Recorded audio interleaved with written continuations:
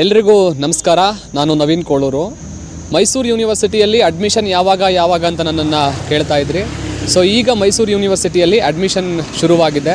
ಅದರ ಮೊದಲನೇ ಸ್ಟೇಜ್ ಬಂದು ನೀವು ಯೂನಿವರ್ಸಿಟಿಯ ವೆಬ್ಸೈಟ್ಗೆ ಹೋಗಿ ಅಲ್ಲಿ ಆನ್ಲೈನ್ ಅಪ್ಲಿಕೇಶನನ್ನು ಹಾಕಬೇಕಾಗುತ್ತೆ.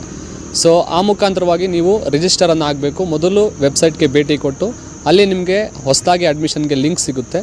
ಸೊ ಅಲ್ಲಿ ಹೋಗಿ ನೀವು ರಿಜಿಸ್ಟರನ್ನು ಆಗಿ ಅದಾದ ಮೇಲೆ ನೀವು ಅಪ್ಲಿಕೇಶನನ್ನು ಫಿಲ್ ಮಾಡಬೇಕು. ಯಾರ್ಯಾರು ಮೈಸೂರು ಯೂನಿವರ್ಸಿಟಿಗೆ ಅಡ್ಮಿಷನ್ ಆಗಬೇಕು ಅಂತ ಇದ್ದೀರೋ ಅವರು ಈ ವಿಡಿಯೋನ ಸ್ಕಿಪ್ ಮಾಡದೆ ಕೊನೆವರೆಗೂ ನೋಡಿ. ಮತ್ತು ನಿಮ್ಮ ಸ್ನೇಹಿತರು ಯಾರಾದರೂ ಅಡ್ಮಿಷನ್ ಆಗಬೇಕು ಅಂತ ಕಾಯ್ತಾ ಇದ್ದರೆ ಅವ್ರಿಗೆ ಈ ವಿಡಿಯೋನ ಶೇರ್ ಮಾಡಿ. ಮೊದಲನೇದಾಗಿ ನೀವು ನಿಮ್ಮ ಗೂಗಲ್ ಸರ್ಚ್ ಬಾರ್ನಲ್ಲಿ ಯೂನಿವರ್ಸಿಟಿ ಆಫ್ ಮೈಸೂರು ಅಂತ ಹೇಳಿ ಸರ್ಚ್ ಮಾಡಬೇಕು. ಅಲ್ಲಿ ನಿಮಗೆ ಯೂನಿವರ್ಸಿಟಿ ಆಫ್ ಮೈಸೂರಿನ ಅಫಿಷಿಯಲ್ ವೆಬ್ಸೈಟ್ ಸಿಗುತ್ತೆ.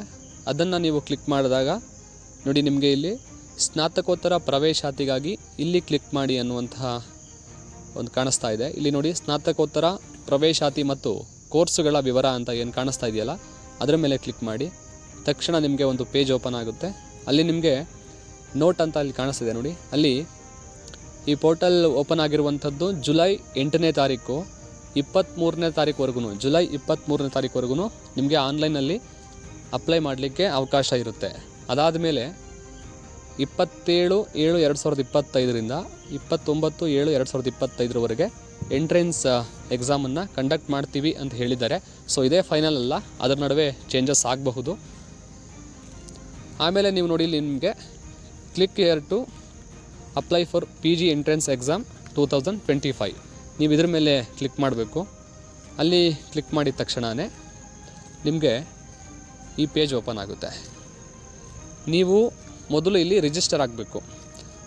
ರಿಜಿಸ್ಟರ್ ಆಗಬೇಕು ಅಂದರೆ ನಿಮ್ಮ ನೇಮ್ ಮತ್ತು ಇಮೇಲ್ ID, ಫೋನ್ ನಂಬರ್ ಮತ್ತು ಒಂದು ಪಾಸ್ವರ್ಡನ್ನು ಕ್ರಿಯೇಟ್ ಮಾಡಿಕೊಂಡು ರಿಜಿಸ್ಟರ್ ಆದರೆ ನಿಮಗೆ ಇಲ್ಲಿ ಮತ್ತೆ ನೀವು ಪುನಃ ಇಲ್ಲಿ ಬಂದು ಲಾಗಿನ್ ಆಗಬೇಕಾಗುತ್ತೆ. ಸೊ ನಾನು ಆಲ್ರೆಡಿ ರಿಜಿಸ್ಟರ್ ಆಗಿರೋದ್ರಿಂದ ಈ ರೀತಿಯ ಒಂದು ಅಪ್ಲಿಕೇಶನ್ ಫಾರ್ಮ್ ಓಪನ್ ಆಗುತ್ತೆ. ನೀವು ಇದನ್ನು ಫಿಲ್ ಮಾಡಬೇಕು.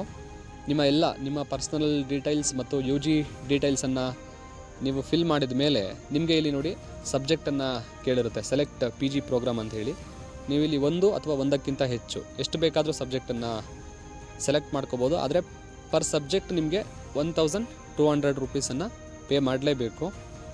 ಇವಾಗ ನೀವು 2 ಸಬ್ಜೆಕ್ಟನ್ನು ನಾನು ಎಂಟ್ರೆನ್ಸ್ ಬರಿತೀನಿ ಅಂತ ಅಂದ್ಕೊಂಡ್ರೆ ನೀವು 2 ಸಬ್ಜೆಕ್ಟ್ಗೆ 1200 ಅಂತೆ, 2 ಸಬ್ಜೆಕ್ಟ್ಗೆ 2400 ಪೇ ಮಾಡಬೇಕಾಗುತ್ತೆ.